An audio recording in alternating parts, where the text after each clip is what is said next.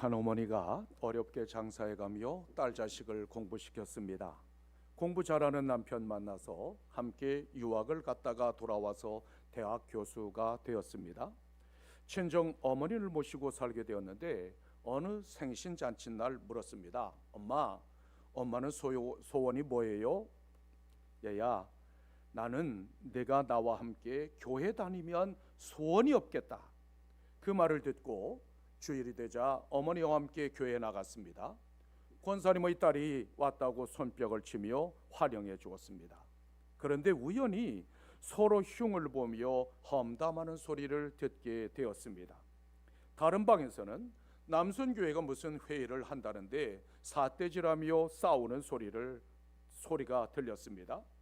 딸은 두 번 다시 이런 교회 안 온다고 결심하고 어머니를 끌다시피 해서 돌아왔습니다. 엄마는 무슨 영문인지 몰라 딸에게 물었습니다. 얘야, 오늘 교회에서 무슨 일이 있었니? 자초지종을 이야기하며 두 번 다시 안 가기로 결심했다고 말하자 엄마는 지그시 눈을 감으며 이렇게 말했습니다. 나는 한평생 교회에 다녔어도 하나님 한 분이 좋아서 다녔기 때문에 불편한 소리를 하나도 듣지 못했단다. 너는 어쩌다가 한 번 교회에 와서 그렇게 불편한 소리만 들었니? 감사하며 살기도 부족한데 너는 어찌해서 불편한 것만 보았니? 딸은 엄마의 그 이야기를 듣고 큰 충격을 받았습니다. 스스로 나는 속이 깊은 사람이라고 자부했는데 어머니의 말을 듣고 보니 얼마나 속 좁은 사람인가를 깨닫게 되었습니다.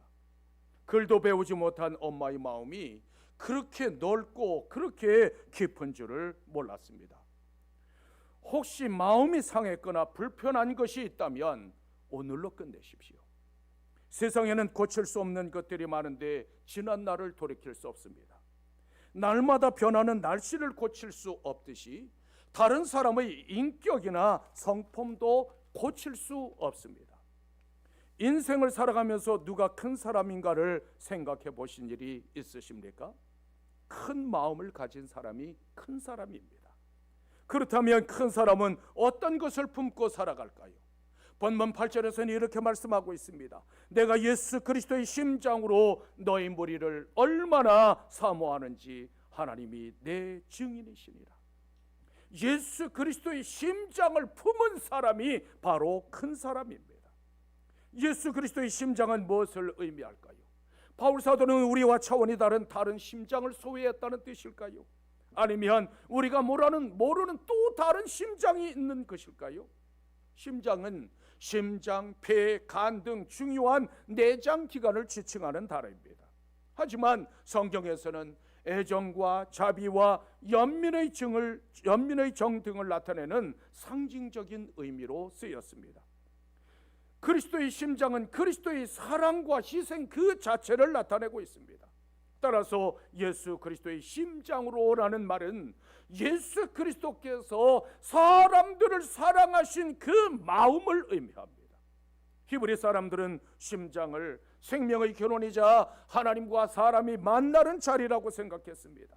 따라서 예수 그리스도의 심장을 소유했다는 말은 하나님의 마음, 예수 그리스도의 마음을 품었다는 뜻입니다.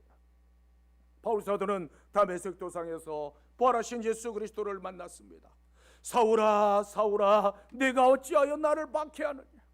거룩하신 하나님의 음성이 들려오자 경황 중에 물었습니다. 주여 누구시니까? 나는 내가 박해하는 예수라. 주님의 음성을 듣는 순간 사울의 병든 심장은 순간 멈춰서고 말았습니다. 그런데 다시 하늘로부터 음성이 들려왔습니다. 너는 일어나 시내로 들어가라. 내가 행할 길을 내게 이룰 자가 있느니라. 주님께서는 강팍하고 병든 그 사울의 심장을 수술할 의사를 준비하고 계셨습니다. 주님께서 환상 중에 아나니아를 부르시며 말씀하셨습니다. 아나니아야 일어나 직가라 하는 거리로 가서 사울에게 안수하여 다시 보게 하라. 주님, 이 사람은 예루살렘에서 주의 성도들에게 적지 않은 해를 끼친 사람입니다. 여기서도 주의 이름을 부르는 사람들을 결박하려고 온 사람입니다. 그때 주저하는 아나니아에게 주님께서 다시 말씀하셨습니다. 가라, 이 사람은 내 이름을 이방인과 임금들과 이스라엘 자손들에게 전하기 위하여 택한 나의 그릇이니라. 주님의 말씀을 들은 아나니아가 사울에게 안수하며 말했습니다. 형제 사울아, 주 곧 네가 오던 길에서 나타나셨던 예수께서 나를 보내요 너를 다시 보게 하시고 성령으로 충만하게 하신다. 그 순간 사울 안에서 예수 그리스도의 심장이 힘차게 박동하기 시작했습니다. 구원의 심장, 사랑의 심장, 은혜의 심장이 힘차게 뛰어놀았습니다. 내 안에서 그리스도의 심장이 박동하면 그리스도의 뜻대로 살아가는 사람이 되게 합니다. 로마서 14장 8절에서는 이렇게 말씀하고 있습니다. 우리가 살아도 주를 위하여 살고 죽어도 주를 위하여 죽나니 그러므로 사나 죽으나 우리가 주의 것이라.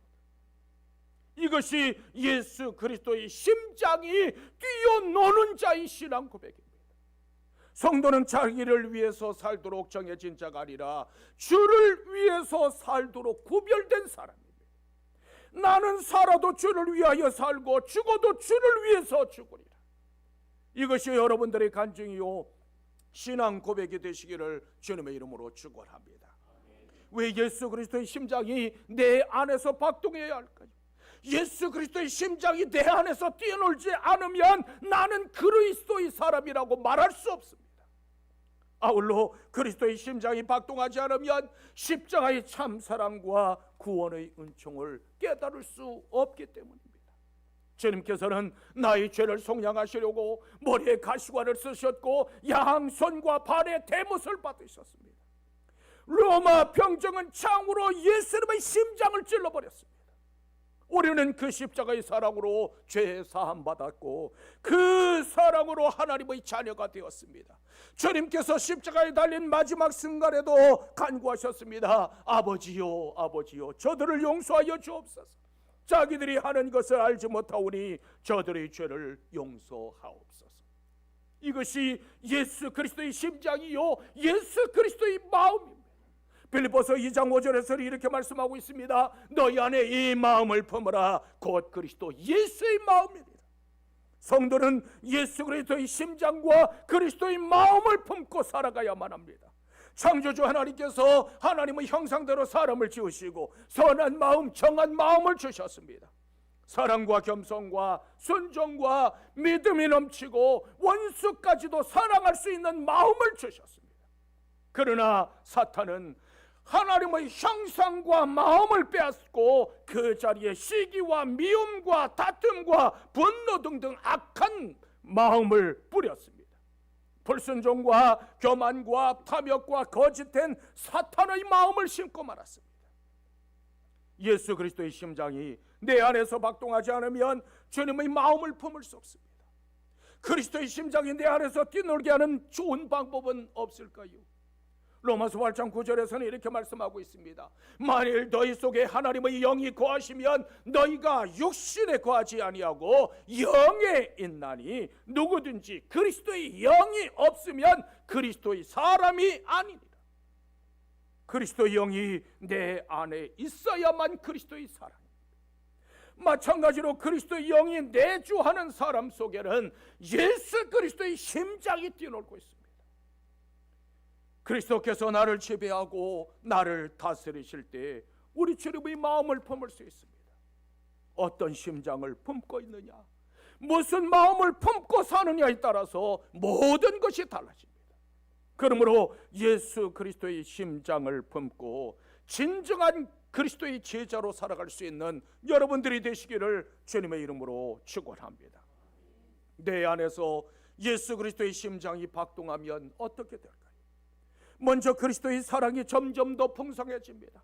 본문 9절에서는 이렇게 말씀하고 있습니다. 너희 사랑을 지식과 모든 총명으로 점점 더 풍성하게 하소서. 주님의 몸된 교회와 성도는 무엇보다도 그리스도의 사랑이 점점 더 풍성해져 가야만 합니다. 하나님의 사랑이 가장 구체적으로 드러난 곳이 바로 예수 그리스도의 십자가입니다. 예수 그리스도의 십자가는 우리를 향하신 하나님 사랑의 절정입니다. 그리스도의 십자가로 말미암아 이제 우리가 하나님의 사랑을 눈으로 볼 수 있고 하나님의 사랑을 손으로 만질 수 있게 되었습니다. 예수 그리스도의 심장은 사랑 그 자체요 교회와 성도들의 생명이자 능력입니다. 따라서 사랑을 잃어버리면 본질을 잃어버린 것과 마찬가지가 되고 맙니다. 요한일서 4장 8절에서 이렇게 말씀하고 있습니다. 사랑하지 아니하는 자는 하나님을 알지 못하나니 이는 하나님은 사랑이십니다. 사랑은 하나님께 속한 것일 뿐만 아니라 하나님 자신이 곧 사랑이십니다. 하나님은 사랑이시며 그분께서 행하시는 모든 일도 역시 사랑이십니다. 그러므로 하나님의 사랑 안에 거하는 사람이 곧 하나님의 사람입니다. 하지만 요즘 우리는 사랑이 성한 세대가 아니라 미움과 증오와 다툼과 비방과 중상모략이 난무하는 세상을 살아가고 있습니다. 도대체 무엇이 옳고 무엇이 그른지 도무지 알 수 없는 세대가 되고 말았습니다. 이때 성도들은 과연 무엇을 해야 할까요? 요한일서 4장 20절에서는 이렇게 말씀하고 있습니다. 누구든지 하나님을 사랑하노라 하고 그 형제를 미워하면 이는 거짓말하는 자니 보는 바 그 형제를 사랑하지 아니하는 자는 보지 못하는 바 하나님을 사랑할 수 없느니라. 당장 내 눈앞에 보이는 형제를 사랑하지 않는 사람이 어떻게 눈에 보이지도 않는 하나님을 사랑할 수 있겠느냐는 말씀입니다. 사람은 누구나 다 좋아하는 사람이 있고 또 더 사랑하는 사람이 있게 마련입니다. 그러나 내가 좋아하고 내게 도움이 되는 사람만 사랑하는 것은 진정한 사랑이 아닙니다. 좀 부족하고 좀 연약하고 조금 못마땅한 점이 있더라도 사랑하는 것, 그것이 주님께서 말씀하신 사랑입니다. 우리가 사랑에 실패하는 결정적인 이유는 결국 용서에서 실패하기 때문입니다. 사랑과 용서는 다른 이름이지만 결국 같은 이름입니다. 용서는 사랑하는 마음이 있어야만 가능해집니다. 세상 사람들은 성도들인 우리를 통해서 하나님의 사랑이 도대체 무엇인가를 보려고 합니다. 문제는 예수 그리스도의 심장을 품고 있지 않으면 하나님의 사랑을 보여줄 수가 없습니다. 제자들이 예수님께 하나님을 보여달라고 요청했습니다. 그때 우리 주님께서는 나를 본 자는 하나님을 보았거늘 어찌하여 아버지를 보이라고 하느냐고 말씀하셨습니다. 그리스도의 제자는 예수 그리스도를 보여주는 사람입니다.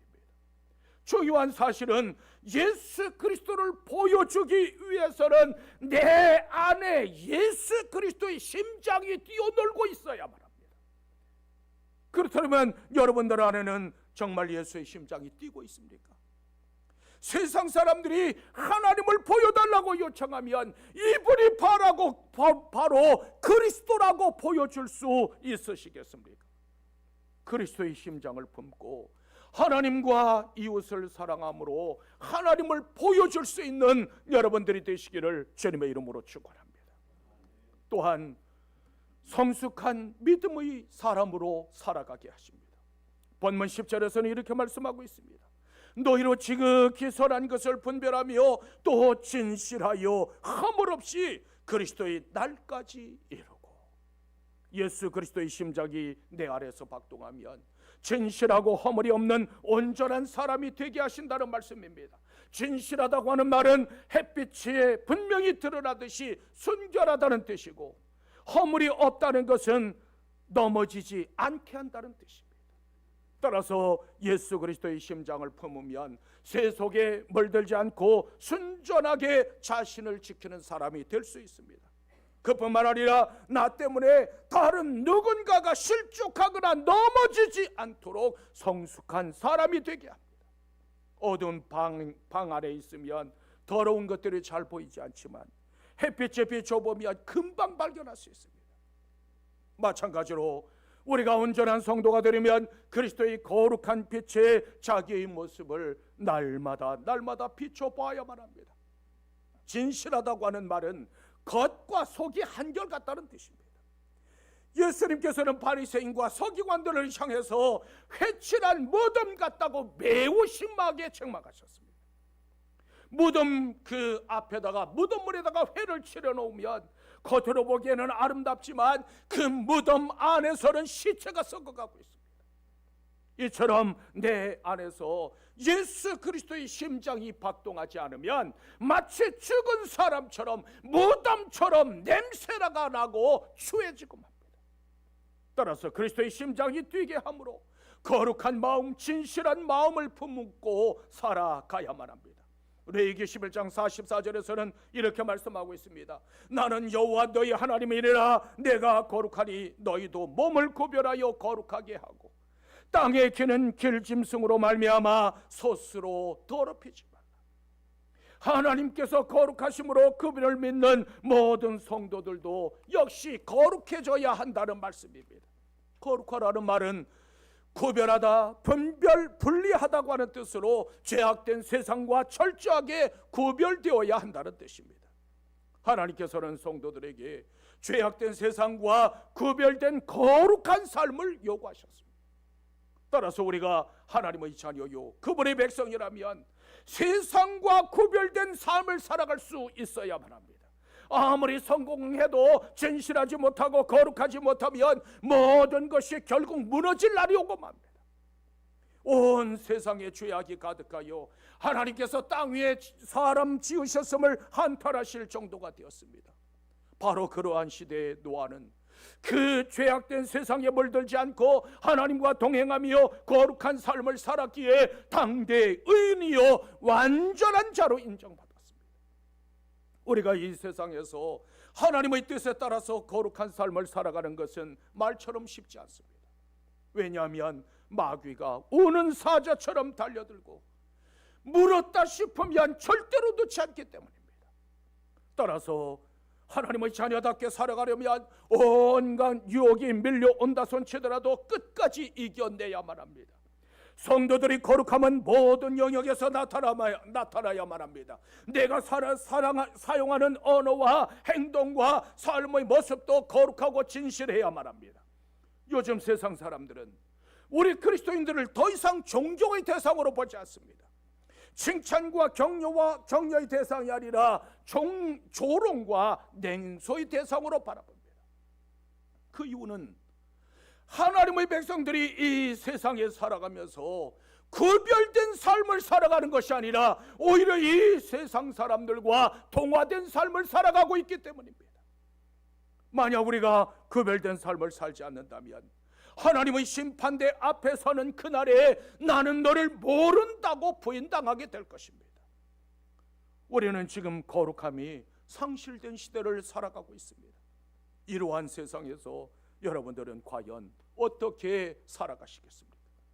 세상과 구별된 거룩한 삶으로 천사도 흠모하는 하나님의 자녀됨을 입증할 수 있는 여러분들이 되시기를 주님의 이름으로 축원합니다. 또한 하나님의 영광을 드러내는 삶을 살게 하십니다. 본문 11절에서는 이렇게 말씀하고 있습니다. 예수 그리스도로 말미암아 의의 열매가 가득하여 하나님의 영광과 찬송이 되기를 원하노라. 주의 백성들이 이 땅에 존재하는 이유는 오직 의의 열매를 맺는 데 있습니다. 의의 열매는 예수 그리스도에게 속함으로 맺어지는 열매를 의미합니다. 아울러 하나님과 올바른 관계를 통해서 맺는 열매이기도 합니다. 그리스도인은 주님께서 기르시는 나무와 같아서 반드시 꽃을 피워야 하고 열매를 맺어야만 합니다. 그런데 내 안에 예수 그리스도의 심장이 심차게 박동하면 열매를 맺게 되고 하나님께 영광을 돌려드릴 수 있게 됩니다. 요한복음 15장 8절에서는 이렇게 말씀하고 있습니다. 너희가 열매를 많이 맺으면 내 아버지께서 영광을 받으실 것이요 너희는 내 제자가 되리라. 많은 열매를 맺는 것은 제자됨을 입증하고 마침내 하나님께 영광을 돌려드리는 길이 된다는 말씀입니다. 농부의 영광은 가을의 수확으로 결정되듯이 하나님의 영광도 역시 성도들의 열매로 결정되어집니다. 따라서 그리스도의 제자는 오직 하나님의 영광을 위해서 존재해야만 합니다. 마태복음 5장 16절에서 이렇게 말씀하고 있습니다. 이같이 너희 빛이 사람 앞에 비치게 하여 그들로 너희 착한 행실을 보고 하늘에 계신 너희 아버지께 영광을 돌리게 하라. 우리의 착한 행실을 보고 세상 사람들로 하여금 하나님을 경배하고 영광 돌리게 하라는 말씀입니다. 그렇다면 도대체 무엇이 착한 행실입니까? 모두에게 유익하고 합력하여 선을 이루는 것이 착한 행실입니다. 어둡고 그늘진 곳에 들어가서 소금처럼 녹아지고 빛을 비추는 것이 바로 착한 행실입니다. 다른 사람의 눈을 속이지 않고 하나님의 말씀대로 정직하게 살아가는 것이 착한 행실입니다. 그런 거창한 것보다도 목사는 목사답게 살아가고 장로는 장로답게 살아가고 권사는 권사답게 살아가고 집사는 집사답게 살아가는 것, 그것이 바로 착한 행실 아닐까요? 여러분, 목사는 그래도 성도들보다 조금 나아야 되지 않겠습니까? 우리 장로님들도 좀 우리 다른 성도들보다 좀 더 나아야 되지 않겠습니까? 권사도 조금 더 다른 집사들보다 성도들보다 좀 나아야 되지 않겠습니까? 여러분, 착한 행실이라고 하는 것이 그렇게 거창한 것 아닙니다. 내가 있는 자리에서 진실하고 거룩하게 살아가는 것이 착한 행실입니다. 남편은 남편답게 살아가고 아내는 아내답게 살아가고 자식은 다 자식답게 살아가고 부모는 부모답게 살아가는 것, 그것이 바로 착한 행실 아니겠습니까? 가난한 이웃을 외면하지 않고 이웃의 아픔과 눈물을 외면하지 않는 것이 착한 행실입니다. 성경은 즐거워하는 자들과 함께 즐거워하고 우는 자들과 함께 울라고 말씀합니다. 우리 기독교 신앙은 주인이 종의 발을 닦고 스승이 제자의 발을 닦는 신앙입니다. 가진 자가 못 가진 자의 발을 닦고 잘난 사람이 못난 사람의 발을 닦는 신앙이 바로 우리 기독교 신앙입니다. 나에게 기득권이 있지만 내가 얼마든지 주장하고 얼마든지 내가 내 뜻을 밝혀갈 수 있지만 그럼에도 불구하고 그것을 포기하고 종이 되어서 발을 씻어주는 것이 참된 그리스도인의 모습입니다. 마태복음 5장 9절에서는 이렇게 말씀하고 있습니다. 화평하게 하는 자는 복이 있나니 그들이 하나님의 아들이라 일컬음을 받을 것이니라. 하나님의 자녀가 되고 싶으십니까? 그렇다면 화평을 깨뜨리는 자가 아니라 화평하게 하는 사람들이 되십시오. 우리가 누군가와 화평을 추구하는 것은 내가 바보이기 때문에 화평을 추구하는 것이 아닙니다. 그것이 진정한 그리스도의 삶이요, 그것이 예수의 심장을 품은 사람들의 삶이기 때문입니다. 거룩한 삶은 그 자체가 하나님의 영광을 드러내고 하나님께 찬송이 됩니다. 그러므로 예수 그리스도의 심장을 품고 의의 열매를 맺을 뿐만 아니라 하나님 앞에 영광을 돌려드릴 수 있는 여러분들이 되시기를 주님의 이름으로 축원합니다. 방에는 무엇을 넣느냐에 따라서 쓰임새가 이름이 달라집니다. 방에다가 식탁을 들여놓으면 주방이 되고, 그 방에다가 똑같은 방에도 책상을 들여놓으면 공부방이 됩니다. 똑같은 방이지만 소파를 들여놓으면 그곳은 거실이 됩니다. 마찬가지로 우리의 마음은 하나의 방과 같습니다. 우리의 심령에 예수 그리스도를 영접하면 그곳은 천국이 됩니다.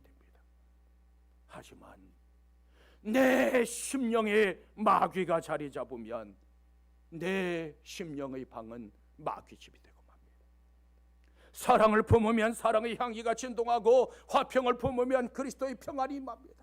우리의 심령에 성령님께서 내주하시며 기쁨이 넘치고 풍성한 삶을 누리게 됩니다.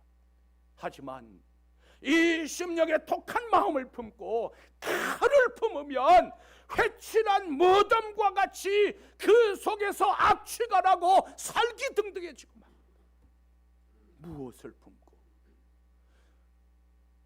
어떻게 살아가느냐에 따라서 삶의 모습과 방향이 달라집니다. 세상은 우리에게 네가 맺은 열매를 보여달라고 요구합니다. 그렇다면 우리가 맺어야 할 열매는 과연 어떤 것들일까요? 갈라디아서 5장 22절로부터 23절에서는 이렇게 말씀하고 있습니다. 오직 성령의 열매는 사랑과 희락과 화평과 오래 참음과 자비와 양성과 충성과 온유와 절제니 이 같은 것을 금지할 법이 없느니라. 이것이 그리스도의 심장을 품은 사람들이 맺어야 할 아름답고 거룩하고 복된 열매들입니다. 하나님의 말씀을 품고 하나님의 뜻에 따라서 살아가는 삶이야말로 가치 있는 삶이요 행복한 삶입니다. 바울 사도는 그리스도를 만나기 전까지는 병든 심장을 소유한 부끄러운 삶을 살았던 사람입니다. 예수 그리스도를 핍박하는데 앞장섰던 사람이었고 스데반을 돌로 치는 현장에서 있었던 사람입니다. 그런데 내가 이제 예수 그리스도의 심장을 소유했노라고 고백하고 있습니다. 내가 그리스도를 본받는 자 된 것 같이 너희도 나를 본받는 자가 되라. 너희도 예수 그리스도를 본받는 자가 되라. 너희도 예수 그리스도의 심장을 소유하라고 선포하고 있습니다. 이 어둡고 암울한 세상에 여름날의 생수 같은 삶을 살아가는 여러분들이 되십시오. 그리스도의 아름다운 향기를 진하게 뿜어낼 수 있는 그런 삶을 살아가는 여러분들이 되십시오. 예수 그리스도의 심장을 품은 그리스도의 제자로 살아갈 수 있는 하나님의 사람, 축복의 사람들로 우뚝 서게 되시기를 주님의 이름으로 축복합니다.